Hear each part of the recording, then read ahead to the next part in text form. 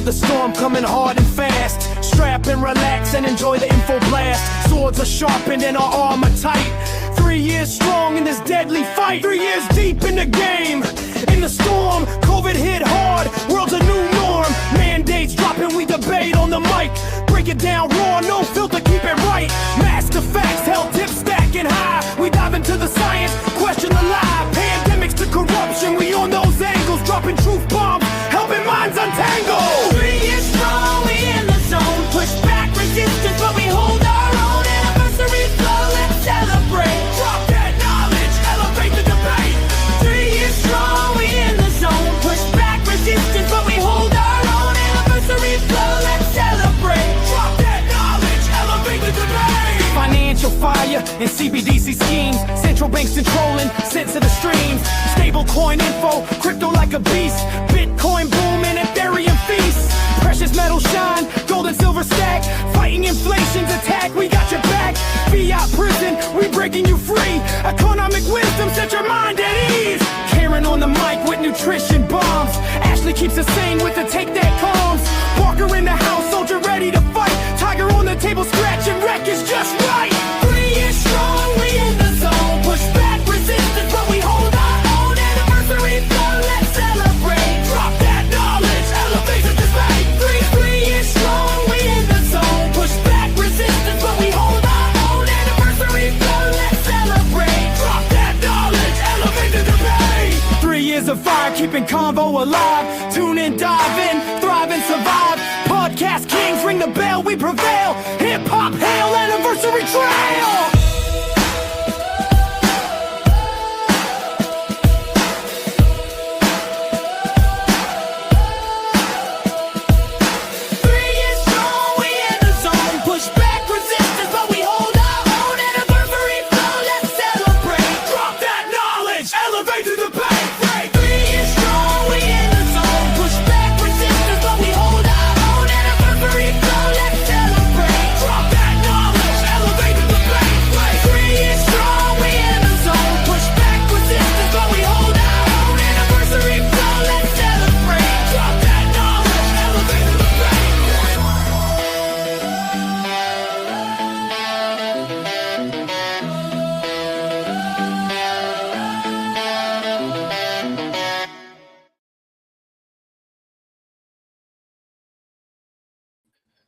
Hey, welcome Hey, back. what's going on? I was here all by myself. I didn't know what to do. It kicked me out on the intro, bro. It's a good thing you're here. Yeah, it would have ended the stream if nobody was here. So good thing you were here. Well, thank the Dickens. Yeah. So anyway, hey, today is what, the 11th of November, is it? Yeah. It is. Veterans Day. Happy veterans to all of you vets out there. Happy and Veterans Day. Also to those dependents of veterans, because that's a harder job, is to be a spouse or a child of a veteran that's gone.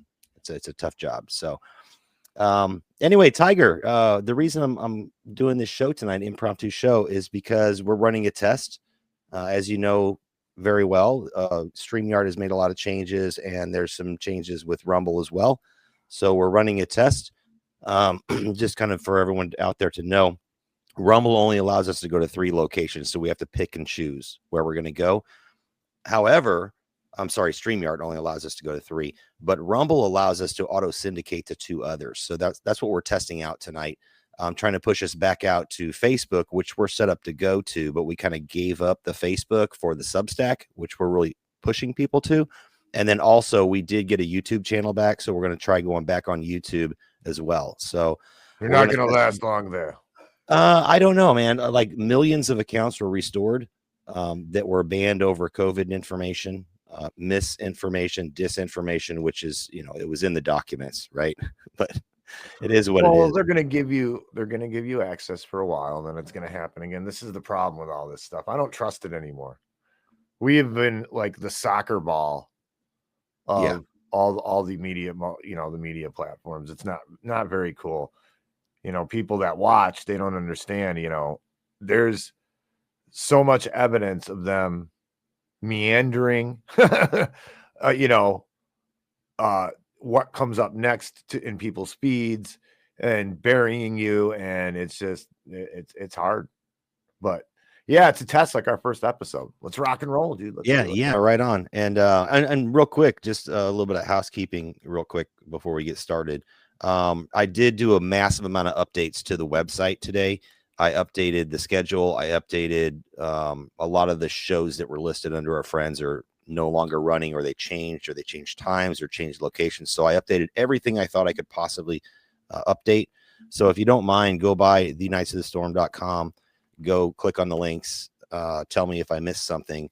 I do know that the Google Music app or whatever, where we do our audio podcast, that no longer exists. It's YouTube Music now. I left the icon there though, because I'm going to try to get us up on the Google Music as a podcast. So we'll see if I can get that done. But let me know how that works out. As far as I think the last piece I had to do was to add Zoe from Thrill Kill Medical Cult, to add her book and then add her podcast. So I emailed her, texted her to see, what she wants me to put as far as locations, but we'll get her added. She was kind of a fan favorite there. And I think that was it. That was all the housekeeping. So without further ado, I will be checking in on the chat as we go through this, and I'll be jumping through the different platforms to see if this is running live or if it's pushed after. Like I said, this is basically a test. I have to reshare this. Give me a second, Franco, because they did kick me out of the studio. Let's see, share. Yeah, make sure you got everything ready, bro. Yeah, I had it ready, but it bumped me out. Yeah, so the Knights of the Storm website is fully updated for your informational pleasure. You can go there and find links to all. And if you have suggestions, most of the people there, I mean, I haven't looked at it, but I can say from last time I seen it, I haven't seen it in a minute. I've been very, very busy, but most of the people there, they are all very honest people and genuine people, and that's what I appreciate. The genuineness is Levi's noting that I don't have a hat on tonight. You don't. This is a casual day for me, so I know. Yeah, you look nice. Yeah. Look, your head's almost shiny. It's not quite shaved. If I shaved it, it would be very shiny. It's just buzzed. It has a gleam to it. All right, so this clip we're going to play here before we bump out of here, and we will come back because I want Tiger's commentary on the financials, because the second half of this clip is financials.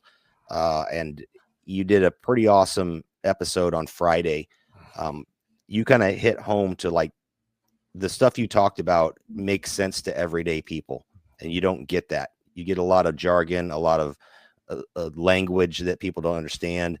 People try to sound smart. You break it down on the financial side, like, so the average Joe can understand what's going on.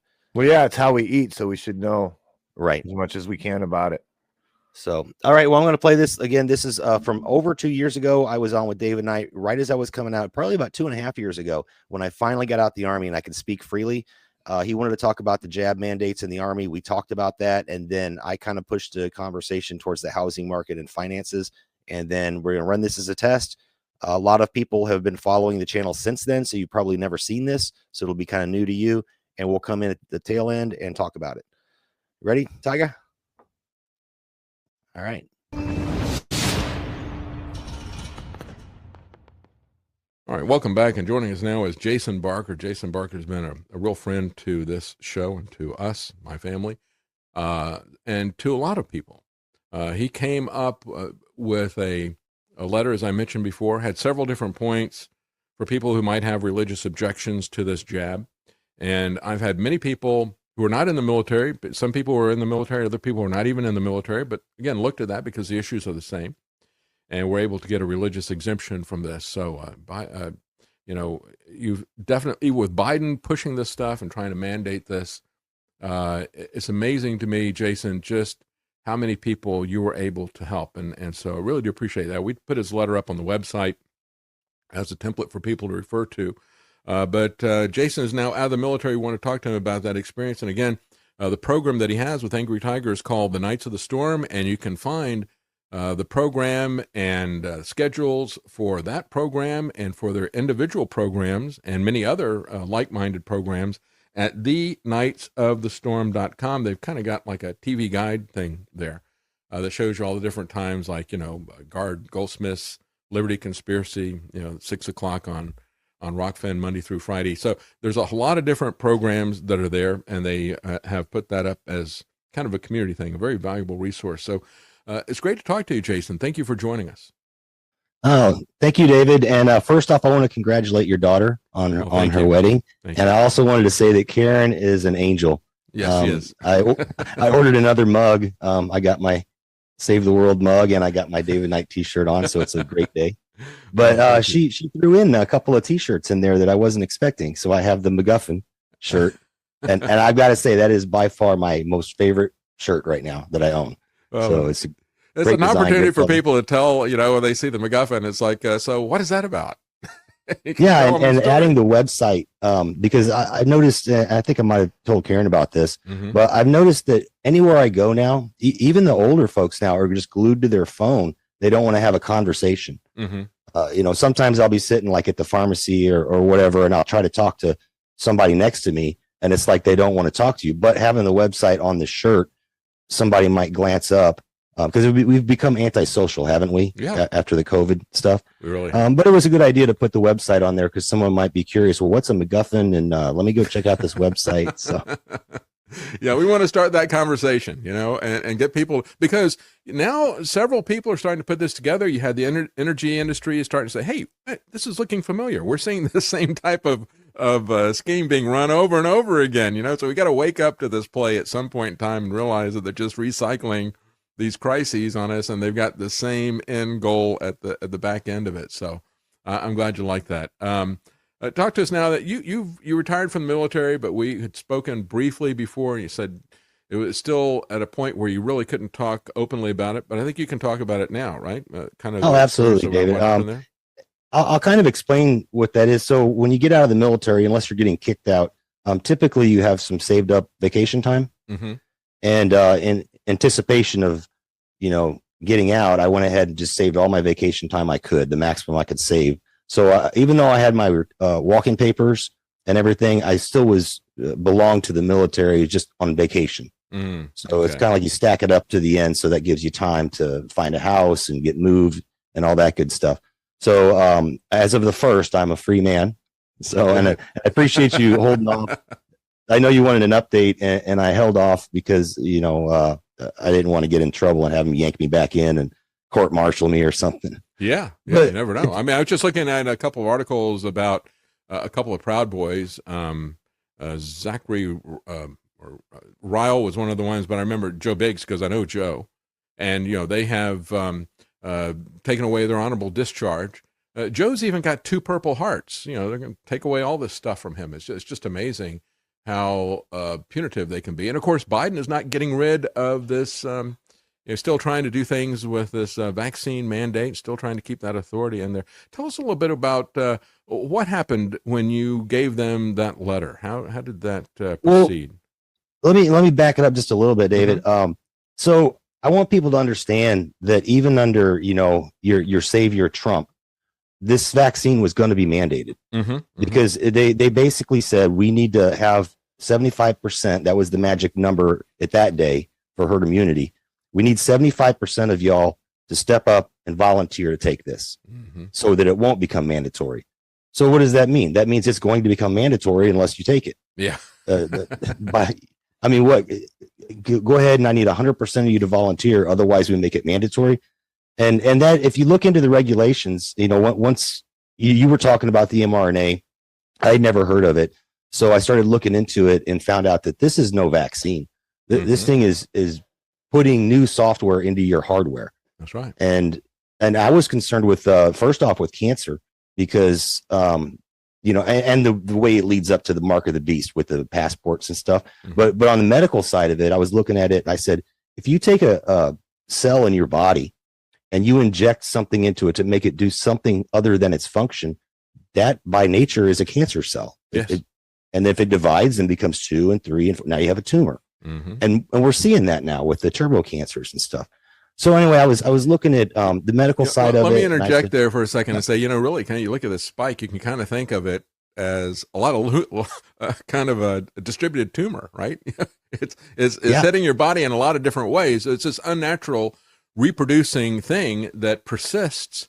And I said that from the very beginning. I said, oh, look, they're going to have your body manufacture something that is going to train your immune system instead of injecting something that has been rendered supposedly harmless, so your body can be exposed to it and learn what it is, and your immune system can shut that down. Instead of that, they don't have to manufacture anything. They turn your body into a manufacturing facility.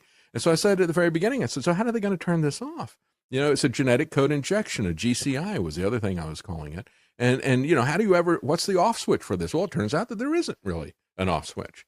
And so the thing just keeps replicating. I came to those same conclusions on my own just from having, you know, a high school biology knowledge, you know, biology and science. It was obvious.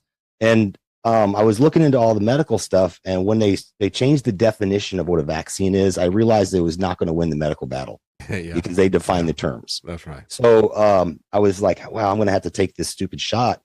And then once they started talking about COVID passports and I started putting the pieces together, I said, this is like a mark of the beast thing. Yes. And plus, you know, like I put in the template. And by the way, for folks, I got a little bit of negative feedback on that, saying that was kind of disingenuous to give someone else the answer to the test. And that the intent of sending that up to you, and it was for exposure because of formatting.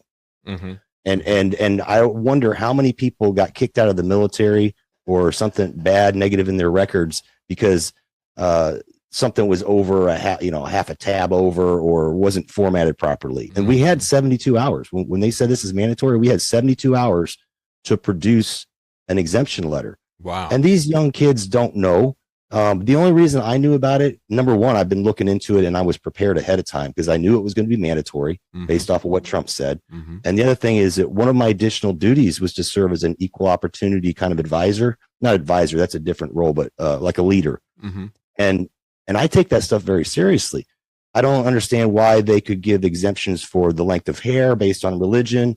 You know, all kinds of things they give exemptions on food, you know, kosher food and things like that. But when it come to this, it was absolutely no way. But I wanted people to have that format out there specifically for the military so they could take that and just reword it to how they wanted, but it's formatted properly. Yeah. And really, as you point out, from the mandate standpoint, I remember all the pushback I was getting from people when I said, you're seriously, you're going to go to the mat? You're going to go to Washington, D.C. for this? You're going to give him all this money? This guy who locked you down and created this toxic poison? Well, you better hope that he gets elected because if Biden gets elected, he's going to mandate it. I said, no, he will coerce it. And we saw that, didn't we, Jason? You know, we saw... look at the Republican governor, DeWine, who was working with Ramaswamy, and, you know, DeWine put out $1 million lottery thing. But most of this stuff, other than the military where they just ordered it, most of this stuff was done with financial coercion. They told corporations, well, we want you to do this, and if you want to do business with the government, you're going to do this to your employees, and you're going to tell them that they've got to take it.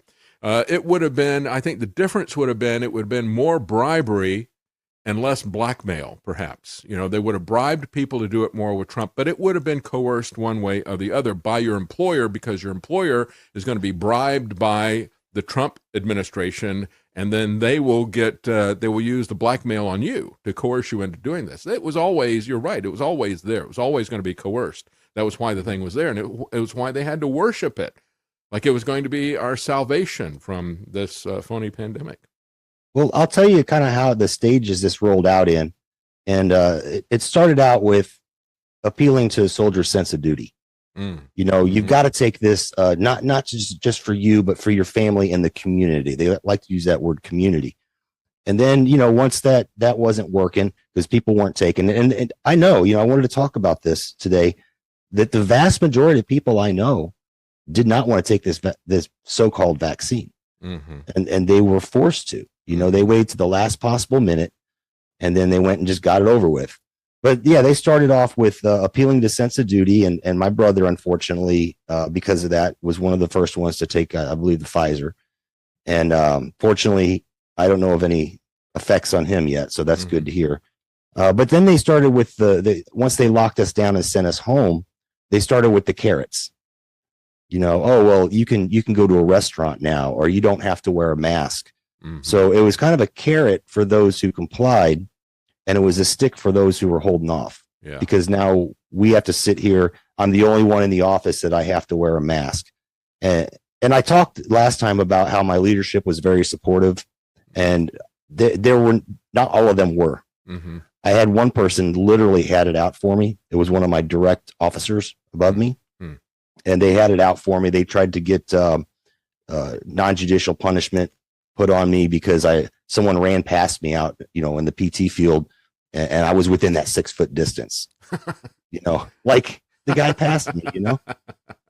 I'm not running 3.5 miles with a mask on my face. This is not happening. This is like the games we played in elementary school with cooties and all the rest of this stuff. I mean, it's just so ridiculous, and yet they take it very seriously, and they will really destroy your life if they get half a chance. It was very calculating too, and I remember in August of 2020, or maybe it was July, we had the Yale study. It was up on the NIH website, and they were talking. They had about a dozen different arguments that they would use with people. You talk about the sense of duty.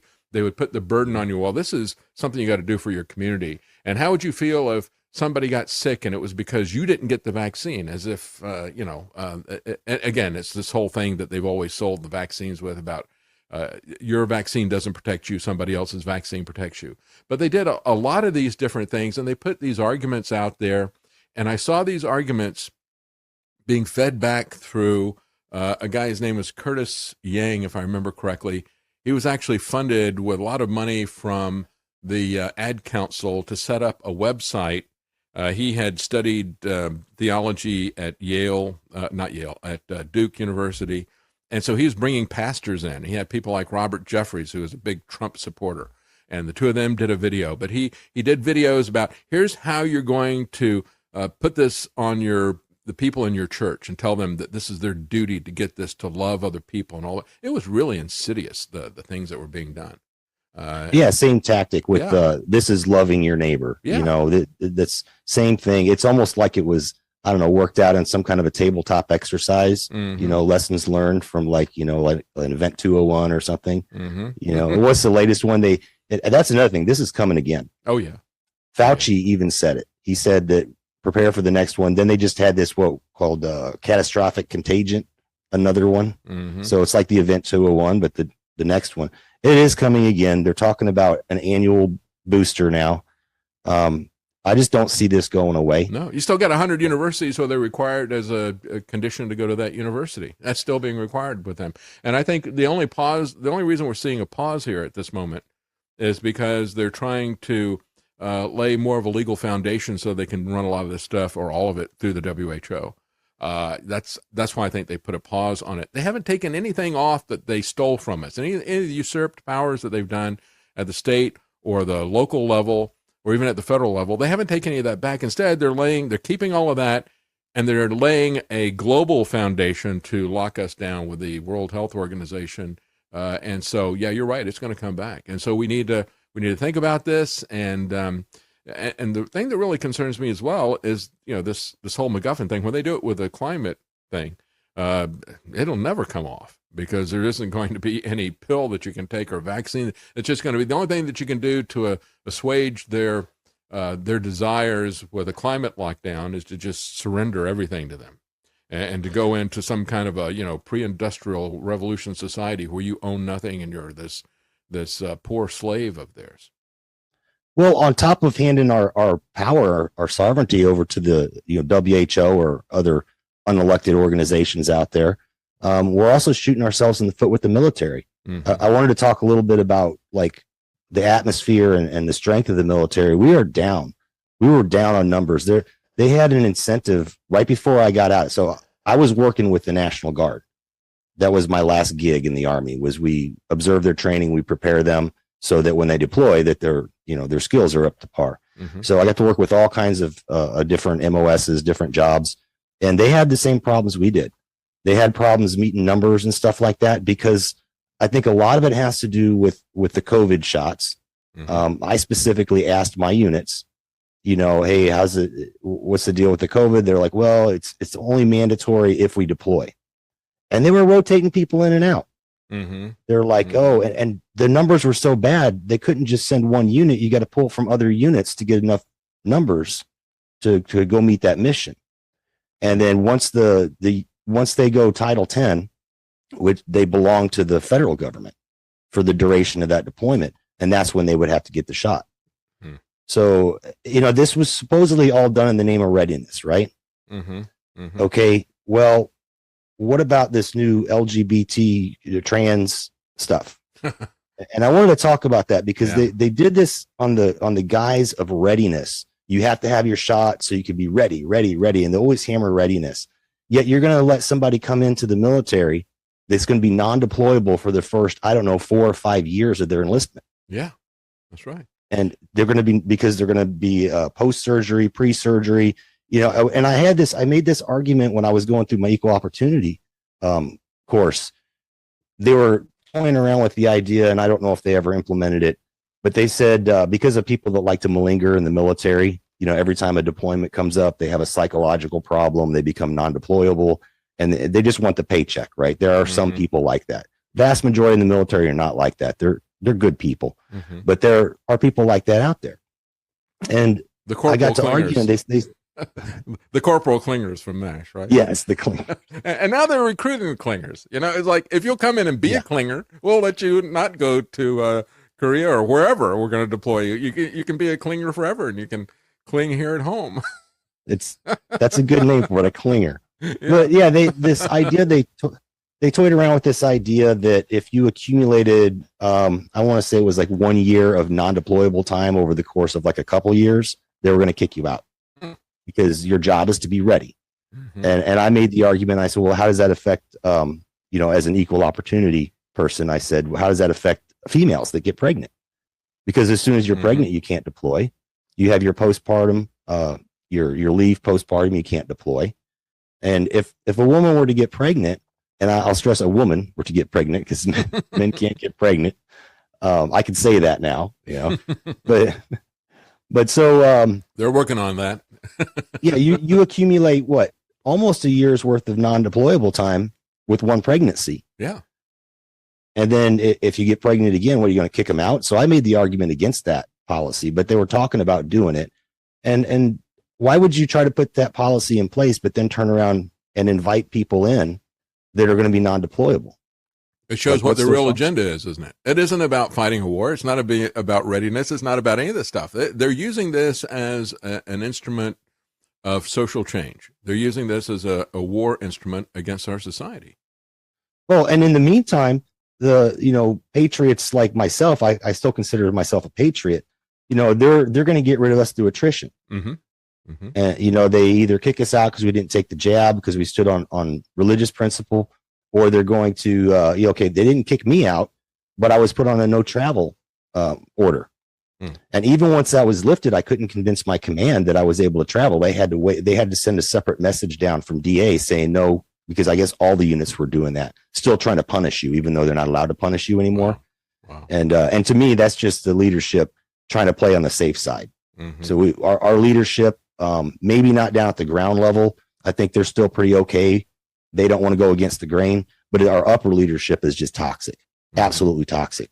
And it's like they're trying to gut the military and put in a whole new demographic of folks. When I say demographic, I mean mindset, right? The good people they're trying to get rid of. I couldn't travel. What's that going to look like on my evaluation report whenever that comes up? And I haven't been able to do my job because my entire job was traveling out to these units. So, and I tried compromising with them. I said, well, my units aren't that far away. They did work with me. We reorganized the units. So the ones that I was in charge of, they were within the driving distance. So as long as I didn't have an overnight stay, it wouldn't be considered travel. I could drive out there, do my stuff during the day, drive back, and then go out the next day. And I was willing to do that, but they still wouldn't let me do it. Wow. But yeah, so I would end up eventually being gotten rid of through attrition because, you get a couple of bad evaluation reports that you don't compare as well as your peers. And then they can do what's called a QMP. It's like a quality management program or something where they can say, hey, you're just not cutting the mustard anymore. I know you've got 2 years left on your contract, but we need you out now. Wow. So that's the reality of it. The military's hurting really bad. They had incentives for people to go out and help recruiters. And I'm like, wow. So people with no recruiting experience, you're going to send them out to a recruiter's office to help them recruit because it's so bad. Wow. Well, it's what you're seeing in the commercial airline business as well. you got so many people that were kicked out, and then people who stayed in and got the jab. A lot of them have health issues because, again, it is really like a lottery system. The active ingredient varied from batch to batch, varied by a factor of 33. You could go from 3 to 100. I think it was micrograms. But, so some of them were like a placebo. Other ones, it was like an instant kill shot, and so it's really the luck of the draw. It really is kind of a Russian roulette type of thing. And hey, we'll give you $1 million to play Russian roulette, said the Republican governor. But, with all the problems that they have with the pilots, they're still fighting, letting these people that got kicked out over the vaccine thing, now that it's no longer a requirement, they're still fighting letting them back in. They don't want them to be let back in. This is real bull-nosed about all this stuff. And as you point out, we see all these different things. We know that it's coming back because they're not yielding on anything. They're not apologizing for anything. They're not fixing or repealing anything that they've done. They're laying the foundation to go even further the next time. And that's what's really key about this. I interviewed a couple of weeks ago a Navy SEAL from Poland, Drago. And he was a guy who really loves this country, really hates communism because he lived under communism. And so, he joined the military to serve his country for patriotic reasons. And I think he was a SEAL for about 10 years. And then he taught other SEALs for about 10 years. And when I finished the interview with him, because we talked about his history, growing up in a communist country and that type of thing, and about coming to America. But when we got finished with the interview, Jason, he said, I want to come back and talk about what's going on in the military, the readiness stuff that you're talking about here, because it's a big issue for anybody. If you like this country, you like the military, whatever, these people are destroying everything. They truly are. Well, and the thing is with the readiness. So, as an EO guy, I don't want to discriminate against anybody, right? I don't. And I always advocated for folks. But the thing is, you can't have it both ways. You can't say, in the sake of readiness, you can't bring in people and you're like incentivizing people to come in that are going to take away from readiness. Yeah. And that's the problem. I don't hate on anybody or anything like that, but it just shows me looking at that the whole readiness argument for the jab was BS. It was all BS. That's right. And I don't know why they wanted us to take this shot so bad, but I just know the military is really hurting right now. We're hurting on ammunition because of the Ukraine war. We're hurting on fuel because of our oil reserve, or our strategic pile of it. I don't know what would happen, David, if we went to war right now, like really went into a hot war. We've got Russia, China, and North Korea all talking now, hanging out. These are our real MacGuffins that we really have to worry about, whether that's fabricated as a global conspiracy or not. I don't know, but there's people who are really going to be dying when bullets really start is amazing flying. When you look at Biden as provocative and as aggressive as they are in terms of trying to challenge, not third world countries or something like that, but where you're going to have a proxy war with Russia or China. They want the real thing directly with Russia, directly with China. And so they keep pushing for that. At the same time, they keep, starving the military of resources, including personnel and everything. It really is insidious what is happening with it. And, it is very alarming, but, it is what it is. Well, it's only going to get worse. I personally know at least 3 or 4 people that are, their 20 plus year was their intent. And they're already saying, as soon as this enlistment's up, or as soon as I can put my retirement paperwork in, I'm doing it. I'm getting out of here. So we haven't even started. If they can't fill those numbers, and then the really bad part about that is these are upper ranking folks. So even if we do get the numbers in to fill the lower ranks, they're going to retire, and then people are going to start getting pushed up so fast. You have very inexperienced leadership. Yeah. And that's another problem that's going on with the military. I disagreed with is they have like a move up or move out policy they try to enforce, that if you don't make a rank by a certain time, they're just going to get rid of you. And I've always said, what's wrong? I understand I don't want to have a soldier that hangs out as an E4 for 20 years because he's kind of malingering. He's not really taking his knowledge and passing it on. But some of their timelines are pretty crazy on making rank now. And all you're doing is you're putting somebody in that's inexperienced. They haven't even mastered their E5 rank before they're an E6, and they haven't even mastered that before they're an E7, and now they're in charge of a whole platoon full of people. So that's kind of been a problem that's been in the making for like 10 years or so. Wow. Yeah, there's a lot of systemic problems there. I remember years ago, talking to Joel Skousen, and he's always been of the mindset that the elitists in Washington want to invite a first strike. They believe that they can survive that and then move after. But he said, this is really a blessing for a lot of the people who are getting kicked out of the military because they're weakening the military to such a non-combat ready status that you'd be glad that you're not in it. It's going to be ultimately a blessing, I think. And we're going to need to have people who understand some of the things about defending this country, perhaps in the future. Who knows what kind of unrest and chaos they want to provide. It is truly amazing, isn't it, Jason? I mean, do you ever think that you would see a situation where you just have, saw a video just yesterday of a guy who goes in and he's got a big trash can and he goes into a convenience store and he just starts pulling stuff off the shelf. And there's a guy who's videotaping it and he's telling the store owners, you better leave him alone. Just leave him alone. Wait for the police to come, but you can't, don't leave him alone. He's going to, and they just had as much of it as they could take, and one of the store owners went out and got like a 2x4 and started beating the guy with it. Jumped him, and the other one's beating him with a 2x4. But that kind of situation, or the situation where the woman tried to stop these people who were stealing a couple $1,000s from Lowe's, and they beat her up, and then she got fired by Lowe's. Do you ever think you would see that kind of deliberate chaos? To me, that's what they're doing at all the institutions in the house. Not just that the Marxists have marched through the institutions, taken over the schools and universities with CRT stuff, but it's actual chaos that we're now seeing coming to us at a retail level. And that's why, we look at this and who knows what is going to be happening in the near future, but we need to start getting together, preparing ourselves, having a community of people who are going to be able to help each other in mutual defense, I think. Oh, absolutely. And if you look at what's going on here, it's not just here. It's across all Western nations, and we've talked about this a lot. Yeah. But if you look into history, when we want to see regime change, whether it be Cuba or wherever, I had a laundry list in the show we did, I think, last week. But we always do a destabilization effort first. Yes, both with their money and their philosophy. And we try to uprise them and get them to kind of tear themselves apart. That's something that's being done right now to the Western world. That's right. And sanctions, these sanctions that we supposedly had against Russia, they were really directed more at Europe, even more so than the United States. But it harmed us more than it did, or certainly as much, but I think more so than it harmed Russia, because, it started pushing Russia in a direction of being independent of this system. They were still able to, they made massive amounts of money with oil because they were still able to sell it. And the price of oil skyrocketed because of our sanctions. But the people who got the short end of the stick were the people, especially in Europe, but everywhere, where they were consuming the oil. And so sanctions are always the first act of war. And I've said it many times that these sanctions are, we have been sanctioned. We started getting sanctioned with all the measures that were being taken under Trump. And then it's continued through with Biden, and even the supposed sanctions against Russia are really more sanctions against us. That is an act of war. It is like a siege.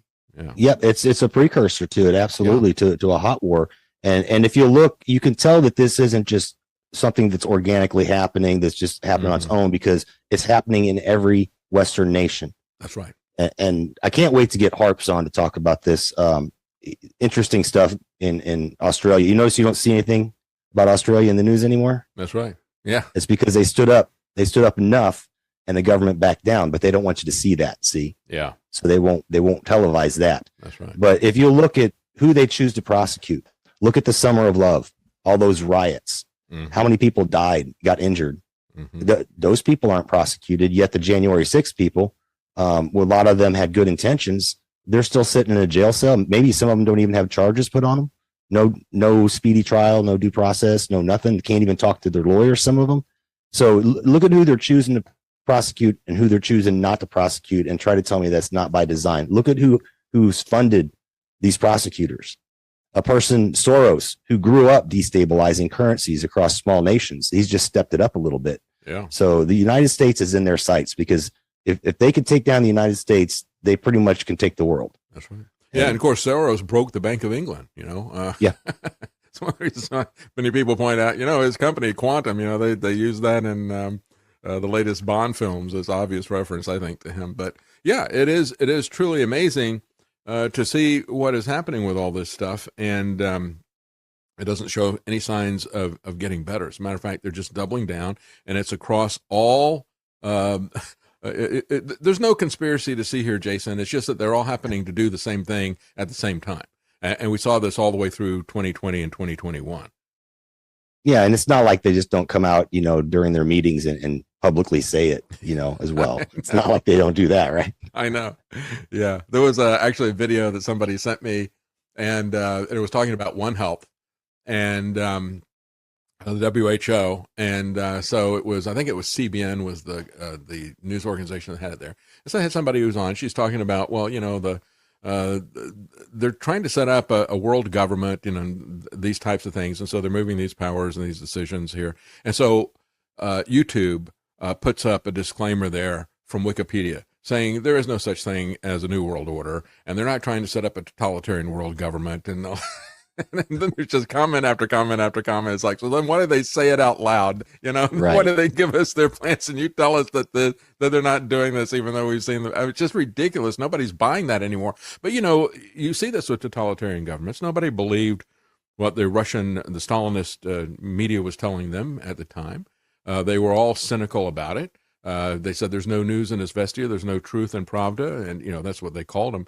And so nobody believes the Ministry of Truth here anymore in the U.S. They've lost all their credibility, but they just continue to go down that path.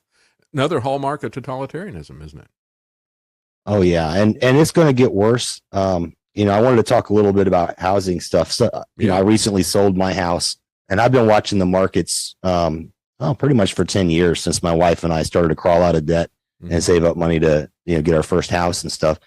And what I'm seeing right now is kind of scary, and it kind of ties into the whole CBDC and Mark of the Beast stuff, and the whole you'll own nothing and be happy you'll be a renter, right? So I was looking it up, and the housing. So during the lockdown, a couple things happened.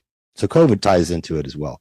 A couple things happened. So people's incomes kind of went down. A lot of people. The cost of manufacturing a home went up significantly. Oh, yeah. So the cost of homes went up, and that's because of supply chain disruptions and stuff like that. And then you also had a lot of people at home, kind of weird. A lot of people at home were engaged in small projects. So you go to Lowe's, you couldn't find any like 2x4s and stuff like that. So there was a big demand for product and none coming in. So the price went up exponentially. As a matter of fact, my wife's cousin, she had built about 10, 12 years ago, she had built a cabin that she had sold. And I forget what she said, 80,000, 85,000, something it cost her to build it. It was a house, but it was kind of a cabin style house, So she recently bought a property and went to build the same exact home because she still had the blueprints on it. It was 3 times the cost. So they ended up getting a manufactured home and throw on there. That's all they could afford. So, this is kind of like, COVID caused the price of all this to go up. And then people were going ahead and getting it anyway because, the interest rates were really, really good. So they're getting into these and they're fitting it within their budget. So what happens at that point is all of a sudden it doesn't fit into your budget because the food costs have gone up. Fuel costs have gone up. Maybe someone didn't get their job back. So now BlackRock and Vanguard are coming in and they're snatching up all these homes at pennies on the dollar. And it's interesting. I looked up what kind of homes they're buying. They're buying mostly like medium to small homes that were built in the 70s, single families, and they're flipping them into rentals. So all those affordable first-time home buyers have nothing on the market whatsoever, unless you can step into a $500,000 home as a first-time home buyer and you're willing to pay, 8-9% interest or whatever you can get. That's really bad. And that's another part of it is the interest rates. People can't afford making cars unaffordable, but especially houses unaffordable as they jack up the interest rates. And as things come down the pike, as you start to have the loss of the U.S. dollar as a reserve currency, and as the chickens come home to roost on all this money that we have borrowed, but now, higher interest rates, they're going to sacrifice the economy to try to preserve their financial hegemony. And so it's going to get really rough for people. And that's really going to be the thing that's going to drive everybody into a rental market. It's very difficult for first-time homeowners to be able to get in. And of course, you don't hear anything from Biden about helping people with first-time home ownership. I haven't heard any of the Republican candidates talking about it either. Have you? No. And the BlackRock and Vanguard are their buddies. Yeah. They're making money. And it's actually theft. It's theft of equity because, Yes. people during the lockdown, I know people that were floating a lot of stuff on their credit cards Mm-hmm.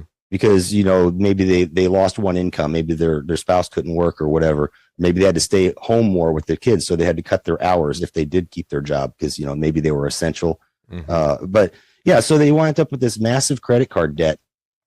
And, maybe they could afford their home still. And they're in it like a 3%, 3.5% interest rate or whatever.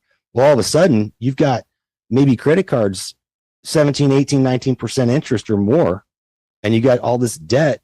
So now they come at you with, hey, let's do a debt consolidation loan. Let's redo your house, put a new mortgage on your house. Mm-hmm. And then, okay, well, now I got a choice. I remortgage my house at like a 6 or 7% interest rate or whatever I can get because interest rates went up. Mm-hmm. But that's better than paying my 19% on my credit cards. So I can go ahead and pay those credit cards off. Right. Yeah. So, okay, we can squeeze this into our budget. Mortgage is going to be a little bit more. Now we got basically another 10 years tacked onto our mortgage. So you're kind of going from square one again, which is beneficial to the banks because on the front end of your mortgage, they're getting more interest than what goes to principal. Mm-hmm. So they don't want you on the tail end of that mortgage. They make more money on the front end. Mm-hmm. So, but then all of a sudden my food cost goes up. Inflation, you got shrinkflation, you got fuel costs, you got everything going up. All of a sudden I have to choose. Do I make my mortgage payment or feed my children? That's right. And this is how they're going to usher in what I believe is going to be the mark of the beast. Is once this stuff goes to CBDC, then you're going to have to choose again in the same aspect that you have to choose. Am I going to make my mortgage payment or feed my children? You're going to have to choose. Do I take this mark, this biometric / chip or whatever it winds up being because we've gone cashless? Mm-hmm. Do I take this mark and feed my children or not take the mark? That's how they're going to get us with it. And what's we know worth that it, because we look at the way that they push this through.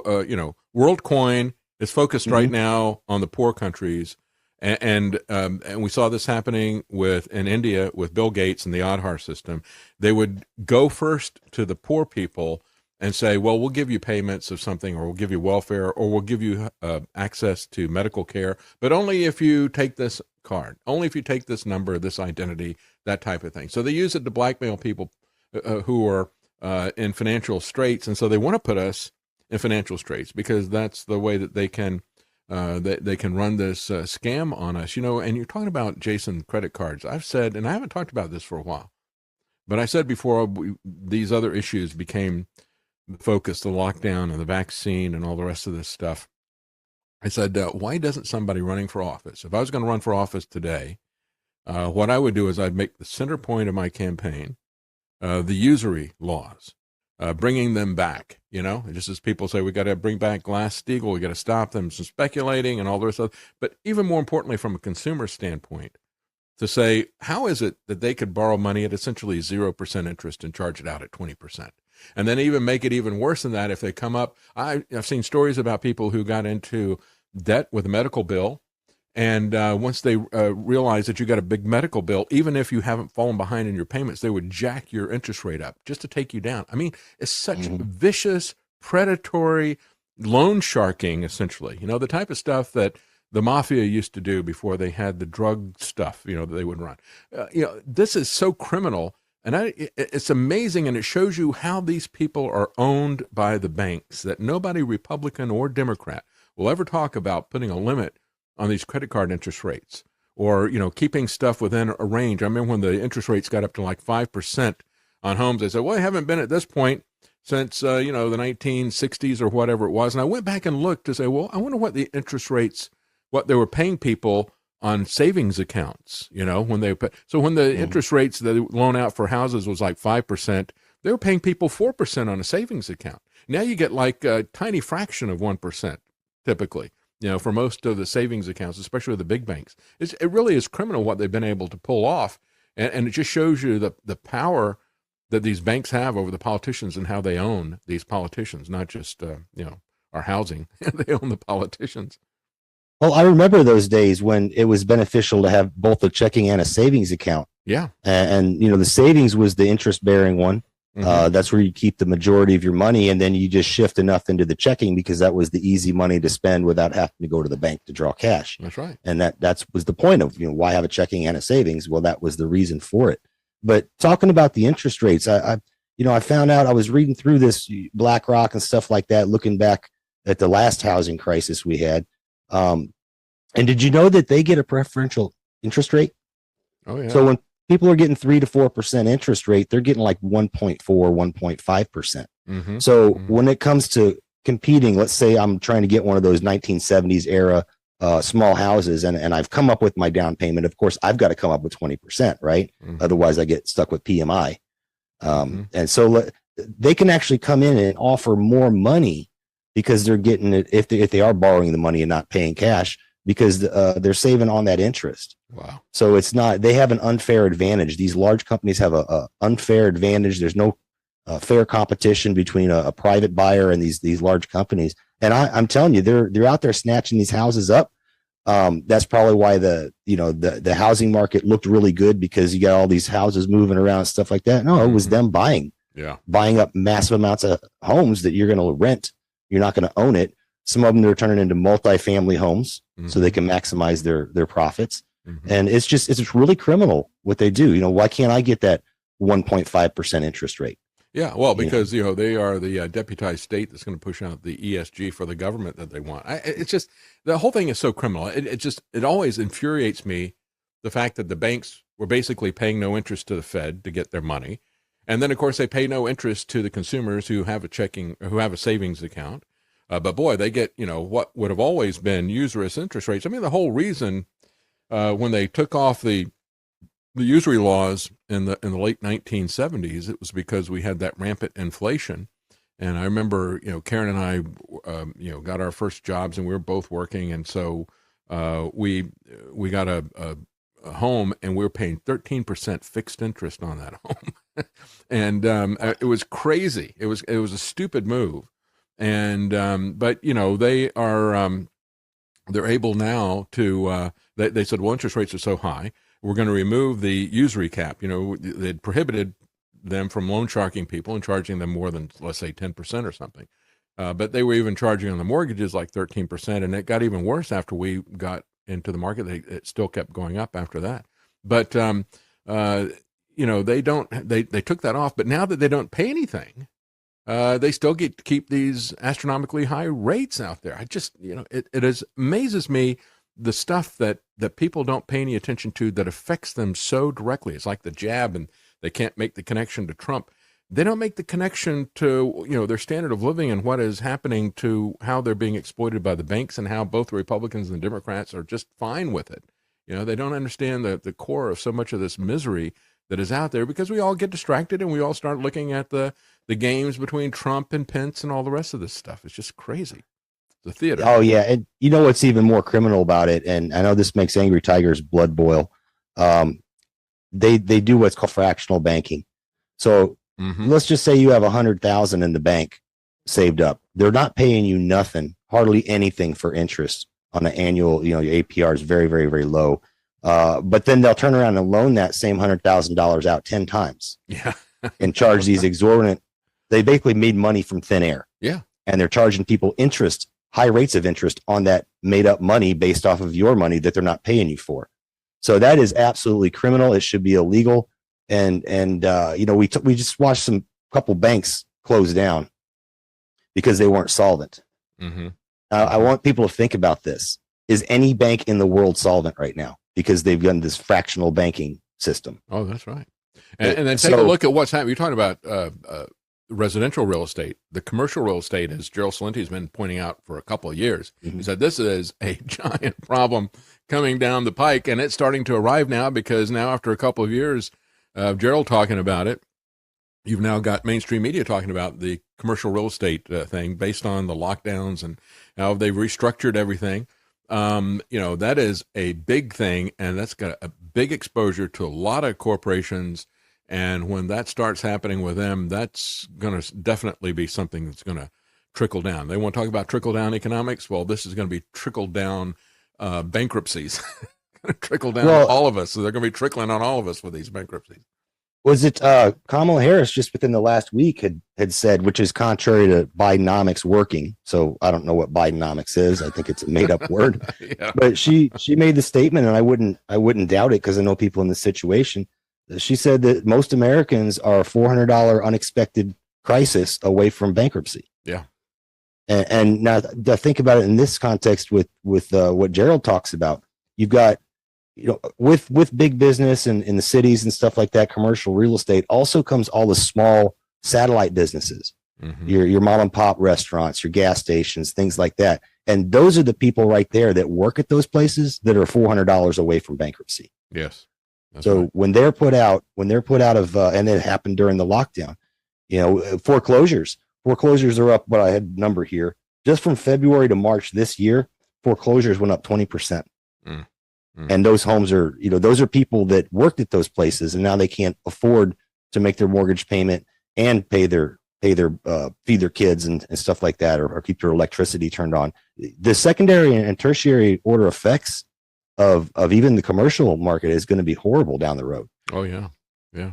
You mentioned earlier, the people that might have been staying at home or had a job, that had kids at home because they were essential. And that's the other thing that really sticks in my craw about all this stuff. As I've said many times, Hillary said that we were despicable. Trump said we were non-essential. It's like, what would you rather be? I'd rather be hated on than be told that I can't have a job and that type of thing. It's just the contempt that they have for us, both Republican and Democrat. It's just beyond belief that they can continue to do this, and that we continue to think that there's somehow the solution to this. And of course, the solution to this is to try to make sure that you've got something set aside that is going to be stable, because so many people, and I know certainly we're in this situation, all of our money is essentially tied up in our home. What happens if we lose income? What happens if we lose the home? You can't sell it if everybody's having that problem. We've already been through that. Just in 2008, 2007, 2008, we saw that happen. A lot of people got into financial issues, didn't have enough depth, but then they could not sell their home because there weren't any buyers out there that could buy it under those conditions. And now we're going to see this and we saw a lot of stuff that was snatched up by these big companies, but nothing at all like what is coming. One other thing I would say too, Jason, tying it back to this chaos that's been engendered by these Soros district attorneys and the non-prosecution of looting and that type of stuff, because that's really what is happening now. It's not even shoplifting, it's organized looting.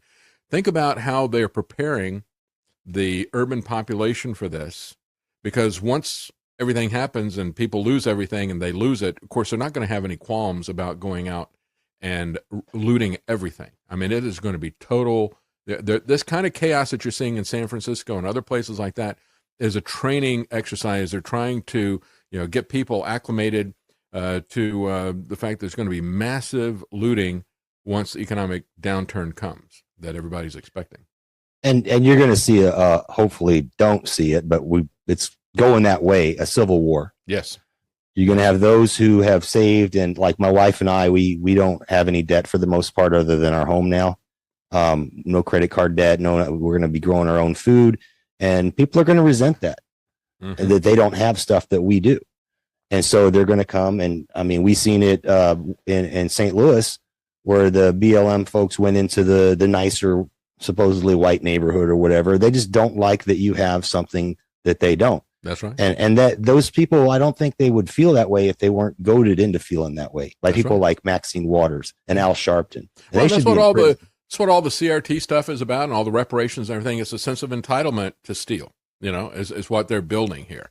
You deserve it. These people don't deserve it. They're privileged, and they're exploiters. It's this kind of class warfare that we've never seen before in this country. We always saw class warfare in Europe, but they decided that they would inculcate class warfare here by doing it along racial lines. And that's why you had these Marxist revolutionaries back in the 70s, like Bill Ayers, said, what's going to work for us is we're going to use white skin privilege, and we're going to build this as a racial conflict, instead of a class struggle, we'll have a race struggle in America, and we'll be able to set people up that way. I got a couple of tips here I want to read, and thank you, people. On Rumble, Suprafe, thank you very much. That's very generous. I appreciate that. Saying, enjoying the show this morning with my dad in Talbot, Tennessee. Oh, cool. Drove this time in my 98 4Runner with 316,000 and a half original miles. I doubt we'll see an electric car in 25 years with that kind of mileage. No, you won't. The battery would long be gone by that time. Thank you so much. And on Rumble, we have Busy B777.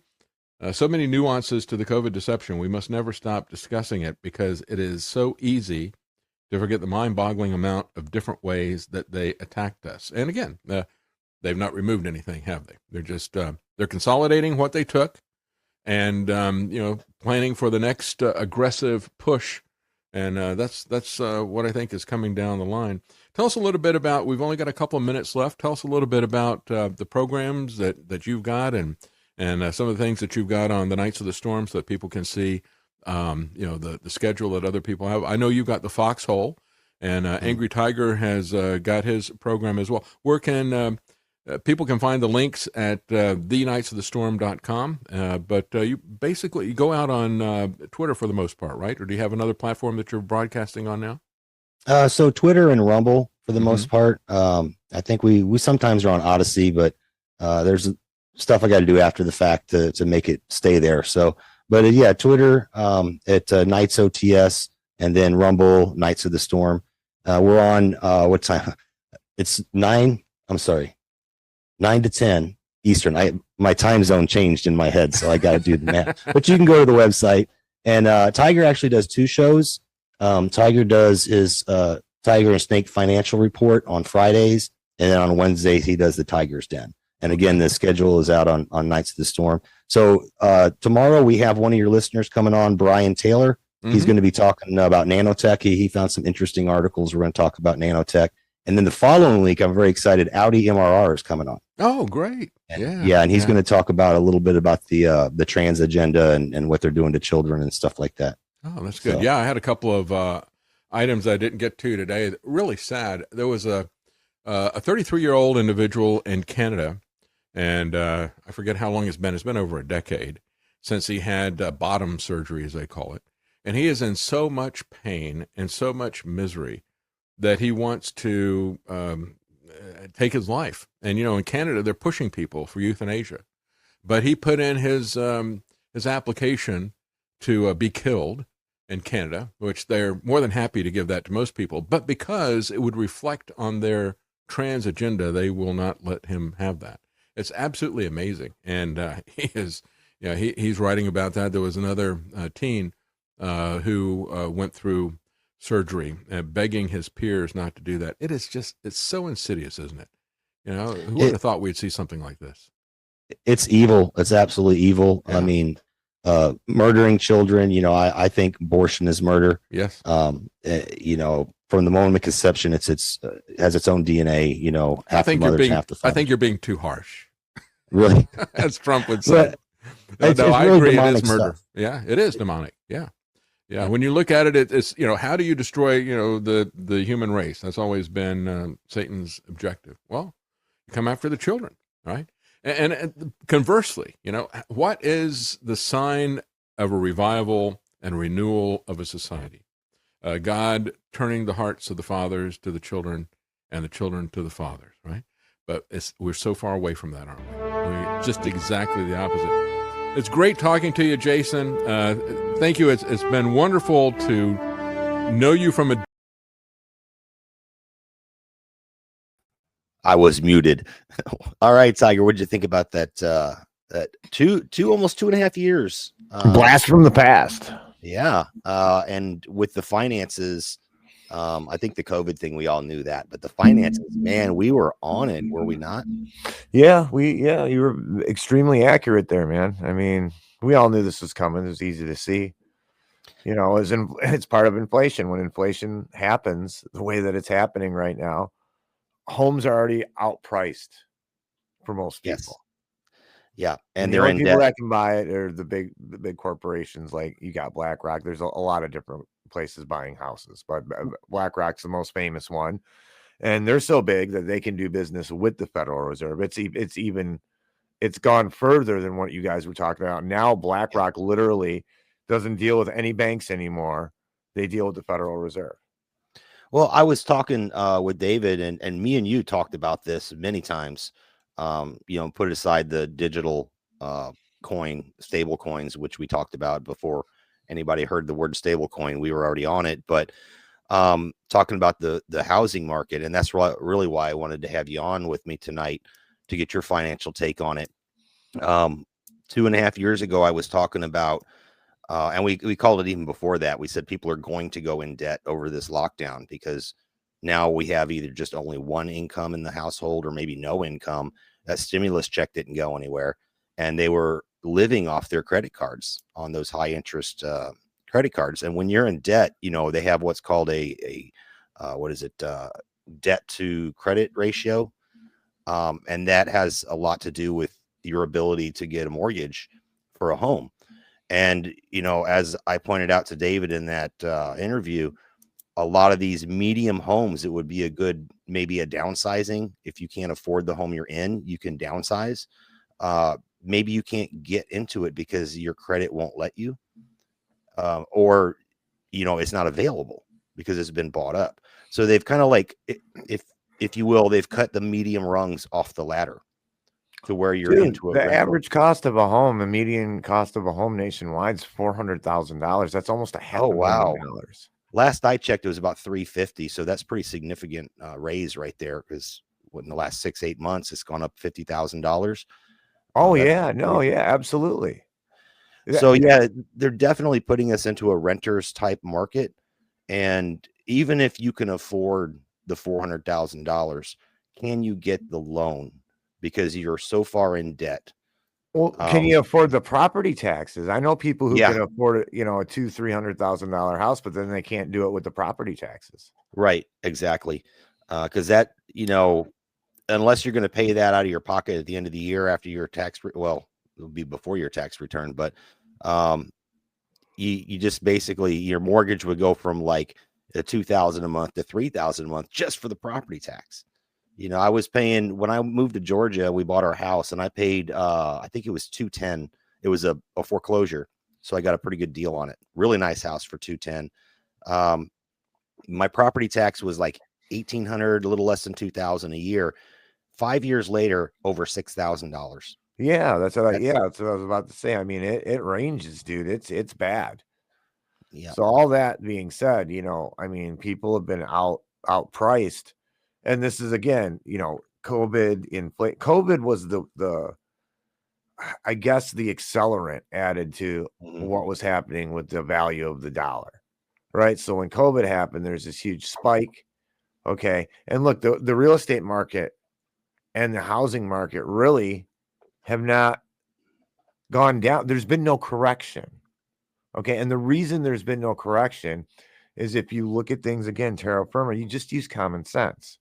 The reason there hasn't been a market correction in real estate or the stock market, a real correction, is because the market is changed. And how has the market changed? Well, the people that are in the market, the buyers, the consumers, are no longer the consumers. The consumers are big megacorps like Vanguard, Brian Taylor pointed out. There's a lot of them. Okay.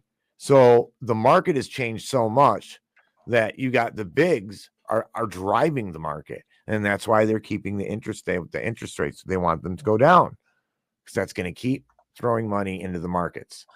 Karen mentioned something in chat right now. She said also homeowners insurance. And that's something I've noticed. Oh yeah, shit. Because of the cost of homes and the cost of lumber and building, the cost of replacing a home has gone up. So they've adjusted everyone's homeowners insurance to where that's another prohibitively expensive thing. So you got your homeowners insurance, you got your property taxes. I mean, those two things alone could be as much as your mortgage. It's yeah. I mean, it's okay. So it's like, triple the cost it was 15 years ago, literally across the board. I just, I hate this, dude. I really do. I hate watching this. I did a report on Friday, and I'm telling everyone right now, if you didn't see it, watch it. Because Give it's us a important. little. That was a very impressive report. I caught it. We're after in the fact. trouble. We're like Yeah. I'm seeing like in now they can't hide it. Now publications can't hide stuff. They have to report on stuff. 9% decrease in our packaging and how much stuff that we package. That's a lot. Yeah. That's a lot. That's that, and that's like in a short amount of time. GUARD, the Ron Paul Institute, the Mises Institute, all the Austrian economic platforms, all the people I listen to about economics, myself, Gregory Manarino, Gerald Celente, the frequency that we are reporting financial bad news, job cuts at major companies, or the job losses. Right in October, I'm going to talk about this tomorrow. We lost 11,000 jobs a week in October. Yeah, but watch Fox News and everything's great. It's the best economy ever. We're adding jobs. You know what they don't talk about is they talk about how many jobs are added. They don't talk about how many were lost.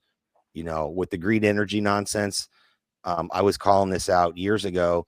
Yeah, we created 10,000 jobs, but you just took away 20,000 jobs with that, you know. How does this make sense in any kind of free market, dude? So the GDP is projected to be higher, but production and output is projected to be lower, and job growth is projected to be lower. How does that make any kind of sense?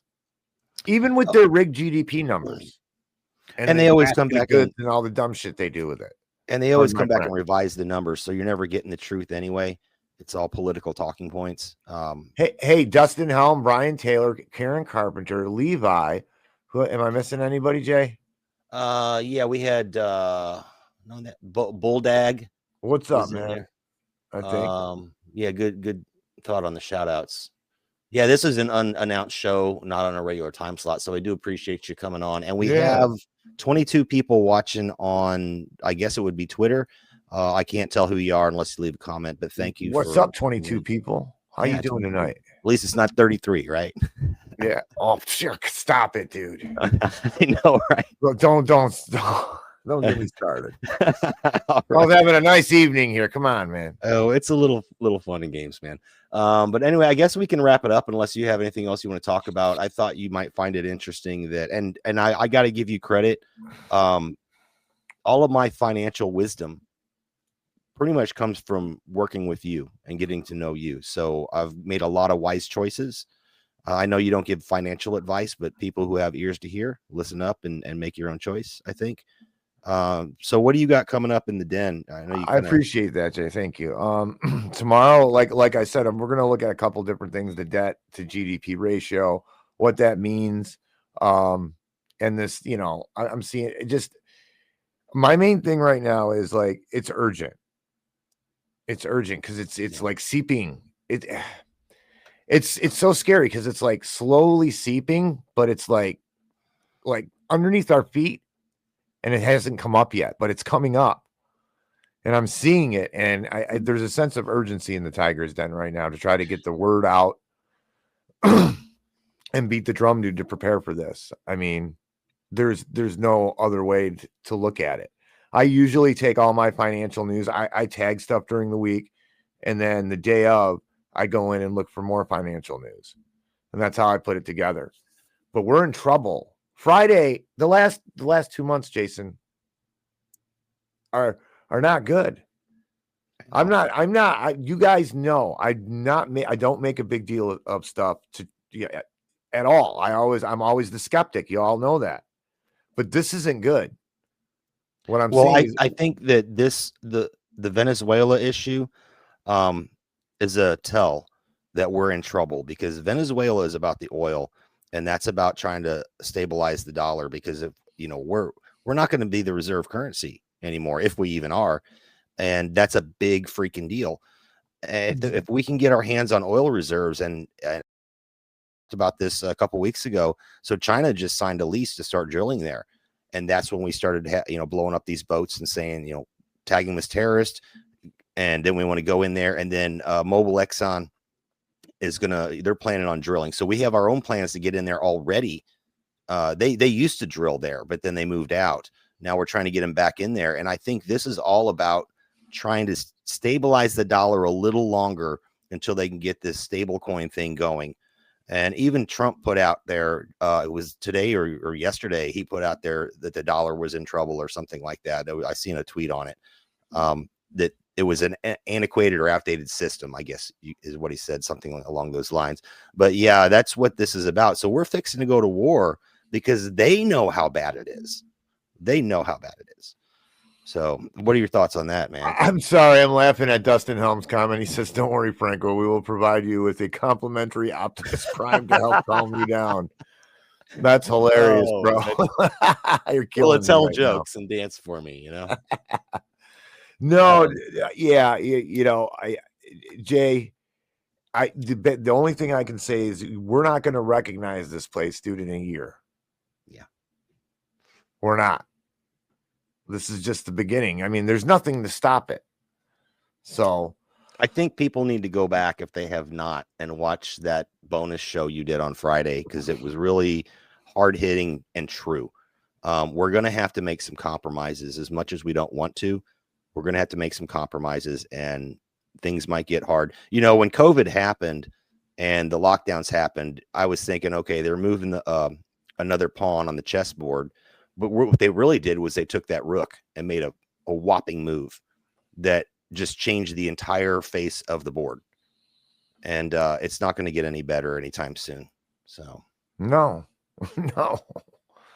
it's bad, but we're going to prevail. We have the power. We will. Yep. We got to trust in God and trust in each other.